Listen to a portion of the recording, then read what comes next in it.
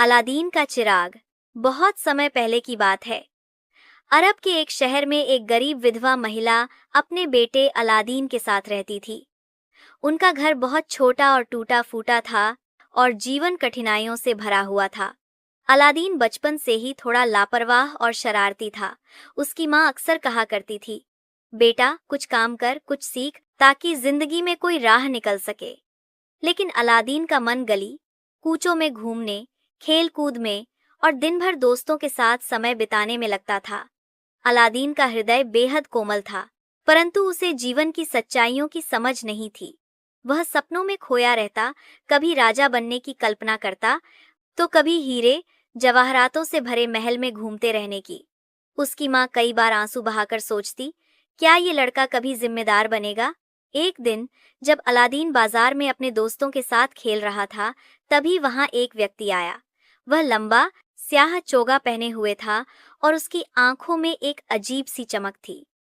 उसने कुछ देर अलादीन को गौर से देखा और फिर उसके पास जाकर बोला, क्या तुम्हारा नाम अलादीन है? अलादीन ने चौंकते हुए कहा, हाँ, लेकिन आप कौन हैं?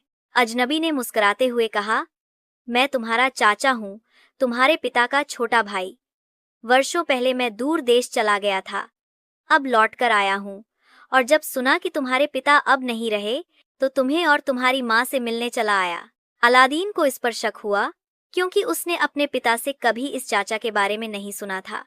लेकिन अजनबी का व्यवहार इतना नम्र और मोहक था कि उसने जल्दी ही उस पर विश्वास कर लिया। अजनबी ने अगले दिन अलादीन की माँ से भी मुलाकात की। उसने बड़ी चालाकी से उनका विश्वास जीता और कहा कि वह अलादीन को व्यापार में बड़ा आदमी बनाएगा। अगले दिन सुबह सवेरे वह अजनबी अलादीन को शहर से बाहर एक वीरान पहाड़ी की ओर ले गया। वहां एक बड़ा पत्थर था जिसके नीचे कुछ रहस्य छिपा था। अजनबी ने अपनी जेब से एक पोटली निकाली और मंत्र पढ़ते हुए उसमें से चूर्ण निकालकर उस पत्थर पर छिड़का। देखते ही देखते जमीन कांपने लगी और पत्थर हट गया। वहां एक गुफा दिखाई दी। अब अलादीन घबरा गया, लेकिन अजनबी ने उसे सांत्वना दी और कहा, इस गुफा के अंदर एक पुराना चिराग है जो मुझे चाहिए, बस वही ला कर दो। अंदर जाने से डरना मत। रास्ते में तुम्हें सोने चांदी के खजाने भी दिखेंगे, लेकिन उन्हें मत छूना, केवल चिराग उठाकर बाहर लाओ। अजनबी ने उसे एक जादुई अंगूठी भी पहनाई और कहा, अगर कोई मुसीबत आए तो बस इसे मसल देना। डरा सहमा अलादीन गुफा में उतर गया। अलादीन जैसे ही गुफा में उतरा, उसे सामने एक लंबा गलियारा दिखाई दिया जो अंधेरे में खो जाता था। लेकिन जैसे जैसे वह अंदर बढ़ा, दीवारें सुनहरी रोशनी से चमकने लगीं। यह रोशनी किसी दिया या मशाल से नहीं आ रही थी, बल्कि वह खुद दीवारों से निकल रही थी, मानो यह गुफा स्वयं जादुई थी। गलियारे के अंत में एक बड़ा सा दरवाजा था, जिस पर विचित्र आकृतियां खुदी हुई थीं, कुछ आदमी के चेहरे, कुछ राक्षसी मुख और कुछ अज्ञात प्राणी। लेकिन जैसे ही अलादीन ने वह दरवाजा छुआ, वह अपने आप खुल गया। अंदर एक विशाल कक्ष था और वह पूरा कक्ष खजानों से भरा पड़ा था। वहां अनगिनत हीरे, मोती, सोने की मूर्तियां, जड़ाऊ कटारे, माणिकों से जड़े मुकुट और कंचन थालों में भरे सिक्के रखे थे। यह दृश्य देखकर अलादीन की आंखें चौंधिया गईं। उसने सोचा, काश ये सब मैं माँ को दिखा सकता तो हमारे सारे दुख दूर हो जाते। पर उसे चाचा की चेतावनी याद आई, कुछ मत छूना, सिर्फ चिराग उठाना। वह अपने मन को काबू में रखकर आगे बढ़ा। कुछ और आगे बढ़ने पर उसे एक पत्थरों की बनी सीढ़ी दिखी जो नीचे जाती थी। नीचे एक छोटा कमरा था और उसके बीचों बीच एक पत्थर की मेज पर एक पुराना धूल भरा पीतल का चिराग रखा हुआ था। यह देखने में साधारण सा था, जैसे वर्षों से किसी ने छुआ ही न हो। अलादीन ने वह चिराग उठाया और वापस चलने लगा। वह अब तक बहुत थक गया था, लेकिन उसका मन मजबूत था। गुफा के बाहर पहुंचते ही अलादीन ने देखा कि चाचा दरवाजे के पास ही खड़ा है। वह उत्सुकता से बोला, जल्दी से चिराग मुझे दे दो, फिर मैं तुम्हें बाहर निकालूंगा। अलादीन ने कहा, पहले मुझे बाहर निकालो, फिर मैं चिराग दूंगा। यह सुनकर अजनबी का चेहरा बदल गया। उसकी आंखें क्रोध से जलने लगीं और वह चिल्लाया, मूर्ख लड़के, चिराग मुझे दे दे, नहीं तो पछताएगा। लेकिन अलादीन अड़ गया। गुस्से से भरकर उस अजनबी ने जमीन पर कुछ चूर्ण फेंका और मंत्र पढ़ा। तुरंत गुफा का दरवाजा एक भयानक गर्जना के साथ बंद हो गया और अलादीन अंदर अंधेरे में कैद हो गया। अब अलादीन घबरा गया। चारों तरफ अंधेरा था, सांसें घुटने लगी थीं। वह जोर जोर से रोने लगा, हे भगवान, मुझे मेरी माँ के पास ले चलो। तभी उसे चाचा की दी हुई अंगूठी याद आई। उसने उस चिराग को मसल दिया। एक जोरदार बिजली सी चमकी और एक नीला जिन्न प्रकट हुआ। वह विशालकाय था। उसका सिर छत से टकरा रहा था और आवाज गूंजी, क्या आज्ञा है मेरे मालिक? अलादीन हकबका गया। कांपते हुए उसने कहा, मुझे यहाँ से बाहर ले चलो। जिन्न ने सिर झुकाया और एक पल में अलादीन को गुफा के बाहर एक सुनसान जंगल में छोड़ दिया। अलादीन किसी तरह घर पहुंचा। उसकी माँ उसे देखकर फूट फूट कर रोने लगी और उसने सारी कहानी सुनी। अलादीन ने कहा, यह चाचा नहीं था, कोई जादूगर था जो मुझे धोखा देकर इस चिराग के लिए ले गया था। थके हुए अलादीन ने चिराग को साफ करने के लिए कपड़ा लिया और जैसे ही उसने उसे रगड़ा, अचानक चारों तरफ धुआं फैल गया और एक और भी बड़ा जिन्न प्रकट हुआ। वह बोला, मैं इस चिराग का जिन्न हूँ। बताओ मेरे मालिक, क्या आज्ञा है? अलादीन स्तब्ध रह गया। माँ डर से चिल्ला पड़ी, लेकिन अलादीन ने साहस जुटाया और कहा, हमें खाने के लिए कुछ चाहिए। तुरंत ही जिन्न ने सोने की थाली में स्वादिष्ट व्यंजन पेश कर दिए। यह चिराग सच में जादुई था। अब अलादीन और उसकी माँ की जिंदगी पूरी तरह बदल चुकी थी। जिन्न हर आदेश पर तैयार रहता। रोज नए व्यंजन, नए वस्त्र और सुख सुविधाएं उनकी सेवा में हाजिर हो जाते। उनका घर अब एक आलीशान हवेली बन चुका था और अलादीन धीरे धीरे और भी समझदार होने लगा था। उसकी माँ ने उसे अच्छे संस्कार दिए थे और अब जब उसके पास संसाधन थे, वह खुद को बदलने लगा। अलादीन अब रोज बाजार जाता, लोगों की मदद करता और धीरे धीरे पूरे शहर में उसकी इज्जत होने लगी। लोग उसे अमीर और नेकदिल युवक के रूप में जानने लगे। एक दिन शहर में एक बड़ी धूमधाम की घोषणा हुई। नगर में संदेश आया कि आज राजकुमारी बदरुल बदूर महल की बालकनी से जनता को दर्शन देंगी। यह एक दुर्लभ अवसर था, क्योंकि राजकुमारी बहुत ही सुंदर और बुद्धिमान मानी जाती थीं, लेकिन वह आम जनता से कभी नहीं मिलती थीं। अलादीन भी उस भीड़ में पहुंचा। जैसे ही उसने राजकुमारी को देखा, उसकी सांसें थम गईं। उसने जीवन में कभी इतनी सुंदरता नहीं देखी थी। उसके बाल चांदनी से उजले, आंखें कमल जैसी और मुस्कान मानो सवेरे की धूप हो। वह पल था जब अलादीन को सच्चा प्रेम हुआ। वह रोज राजमहल के पास जाता, बस एक झलक पाने के लिए। अलादीन ने अपनी माँ से कहा, माँ, मैं बदरुल बदूर से विवाह करना चाहता हूँ। माँ ने चौंकते हुए कहा, क्या तुम पागल हो गए हो? हम तो अभी कुछ वर्ष पहले तक गरीब थे। वह एक राजकुमारी है। लेकिन अलादीन गंभीर था। उसने चिराग को रगड़ा और जिन्न से कहा, ऐसा महल बनाओ जो राजा के महल से भी भव्य हो, और उपहार दो जो राजा को इनकार करने का अवसर न दे। जिन्न ने चुटकी में शानदार महल खड़ा कर दिया। संगमरमर से बना, सोने की नक्काशी, नीलम और पन्ना से जड़े हुए दरवाजे। अगले दिन अलादीन की माँ राजा के दरबार में पहुंची, 10 थालों में कीमती रत्न, सोना, चांदी, रेशमी वस्त्र और विदेशी वस्तुएं लेकर। उसने विनम्रता से कहा, मेरे बेटे अलादीन ने आपकी बेटी का हाथ मांगा है। राजा पहले हैरान हुआ, लेकिन उपहारों की चमक देखकर सोच में पड़ गया। फिर उसने अपने वजीर से परामर्श किया, जिसने ईर्ष्या से भरे मन से कहा, यह जरूर कोई धोखा है, लेकिन देखते हैं कौन है यह अलादीन। राजा ने विवाह के लिए सहमति दे दी। शाही रस्मों से विवाह हुआ। राजकुमारी बदरुल बदूर भी अलादीन की विनम्रता, सौंदर्य और भव्यता से प्रभावित हुई। वह उसे तुरंत पसंद करने लगी।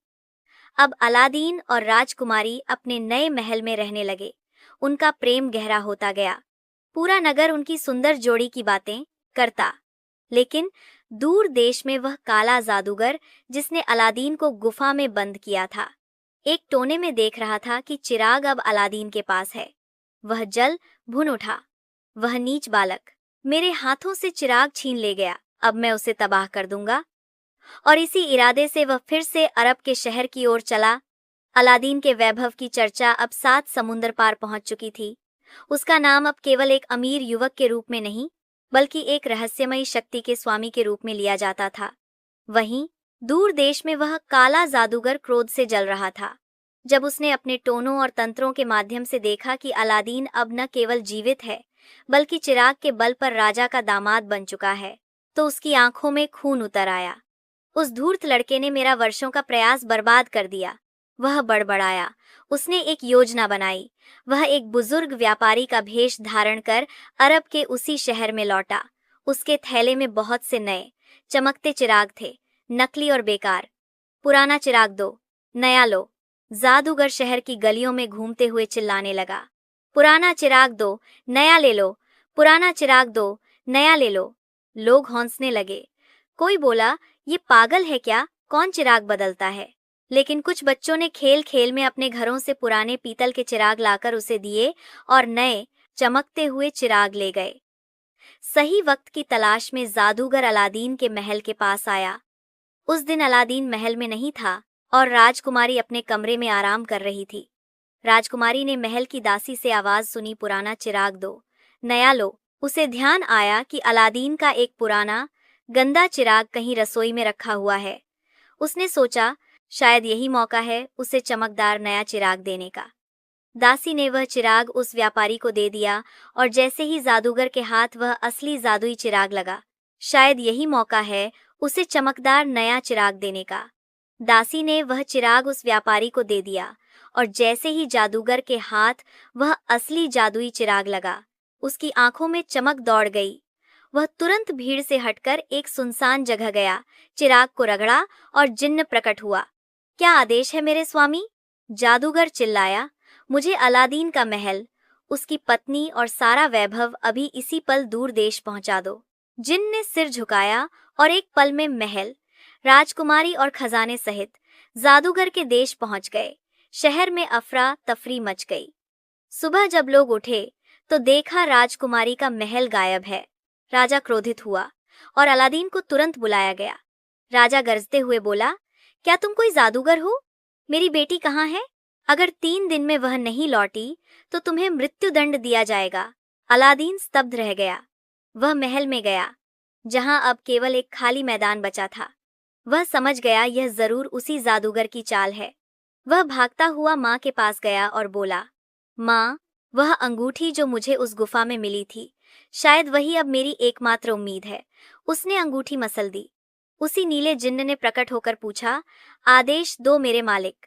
अलादीन ने कहा, मुझे उस जगह पहुंचा दो जहां मेरा महल और पत्नी है। जिन्न ने उसकी बात मानी और उसे दूर एक रेगिस्तान के मध्य एक नए देश में पहुंचा दिया। वहां दूर एक पहाड़ी पर वही महल खड़ा था। रात को चुपके से वह महल में घुसा और राजकुमारी के कक्ष में पहुंचा। राजकुमारी उसे देखकर फूट फूट कर रो पड़ी। अलादीन, वह दुष्ट व्यापारी जो चिराग ले गया था, वही यह सब कर गया। अलादीन ने सारा हाल सुना और समझ गया कि अभी चिराग जादूगर के पास है, लेकिन अब उसे वही करना था जो कोई योद्धा करता है, धोखे से नहीं, चालाकी से अपने परिवार और अपने सम्मान को वापस लाना। राजकुमारी बदरुल बदूर ने अलादीन से कहा, वह जादूगर अब खुद को राजा कहता है और मुझे मजबूर करता है कि मैं उसकी रानी बन जाऊं, लेकिन मैंने समय मांगा है, 2 दिन। अलादीन ने सोचा, अब यही मौका है। उसने राजकुमारी से कहा, उसे धोखे में रखो, मैं आज रात ही चिराग वापस पाऊंगा। राजकुमारी ने साहस दिखाया और जादूगर से बोली, अगर तुम सच में मेरे पति बनना चाहते हो तो आज रात मेरे साथ दावत करो, खास अरबी शरबत के साथ। जादूगर खुश हो गया। उसने सोचा, अब यह राजकुमारी खुद ही मेरे पास आना चाहती है। राजकुमारी ने शरबत में हल्का सा निंद्रा मंत्र मिला दिया। कोई नुकसान नहीं करता, बस सोने वाला गहरी नींद में चला जाता है। जैसे ही जादूगर ने शरबत पिया, वह कुर्सी पर लुढ़क गया। अलादीन, जो पहले से पास ही छिपा था, तुरंत अंदर आया। उसने जादूगर की जेब टटोली और वह जादुई चिराग निकाल लिया। उसने तुरंत उसे रगड़ा और जिन्न प्रकट हुआ। मेरे स्वामी, क्या आज्ञा है? अलादीन गरजते हुए बोला, इस दुष्ट जादूगर को किसी ऐसे देश भेज दो जहां वह फिर कभी लौट न सके, और फिर मेरा महल और सब कुछ वहीं वापस लाओ जहां वह था। जिन्न ने आदेश माना। एक झलक में जादूगर गायब हो गया और पूरा महल, राजकुमारी, अलादीन और खजाना सब वापस अरब नगर के अपने स्थान पर पहुंच गए।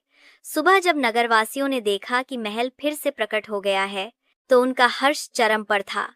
राजा ने अलादीन को गले लगा लिया और कहा, तुम केवल मेरे दामाद ही नहीं, अब मेरे पुत्र समान हो।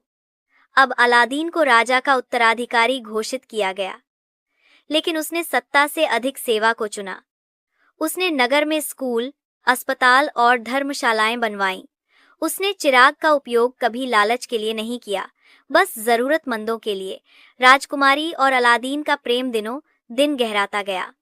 वे हर रोज साथ समय बिताते, नगर की भलाई के कामों में लगते और एक दूसरे का सम्मान करते। जिन्न भी अब उनका सच्चा मित्र बन गया था, और वह चिराग तब तक अलादीन के पास रहा जब तक उसने उसे एक सुरक्षित जगह पर यह कहकर रख दिया, अब हमें जादू की जरूरत नहीं, हमारा प्रेम ही सबसे बड़ा जादू है।